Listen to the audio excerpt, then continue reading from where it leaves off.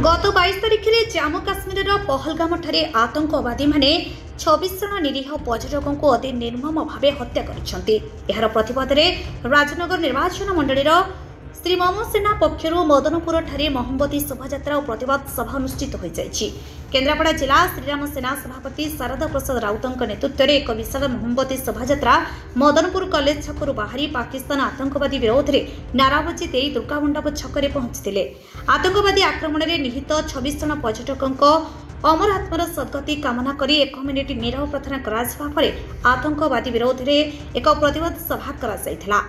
कार्यक्रम में युवनेता आशीष कुमार मल्लिक, आलोक बेहेरा, सिद्धांत दास, सुमंत प्रधान, शंखादत्त मल्लिक, सुदर्शन प्रधान प्रमुख शताधिक कर्मी सामिल होई घटना को दृढ़ निंदा सहित पाकिस्तान आतंकवादी विरोध में कठोर कठोर कार्यानुष्ठान नियाजिबाकू प्रधानमंत्री नरेंद्र मोदी को दाबी जणाइछन्ति।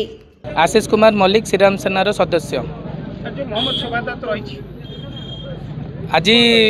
आज कैंडल शोभा यात्रा करिवार कारण यही कि जे काश्मीर रे जो आतंकवादी हमला होता से भारतर किसी युवक प्राण हराई आत्मार सद्गति निमंते आज आम कैंडल शोभा यात्रा करुछु एवं यही क्षति होता परिवार पछरे जो अपूर्ण क्षति होती से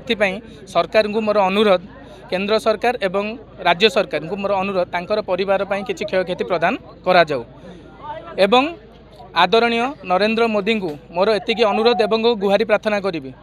पूरी सर्जिकल स्ट्राइक जमी होता से ही द्वितीय स्ट्राइक मागुची आमे पाकिस्तान भितर पशि आमर 20 लोक मरी आमे सेठी 200 लोक को मारिबा से आमे पाकिस्तान को नरेंद्र मोदी पाखे मु अनुरोध प्रार्थना करुछि।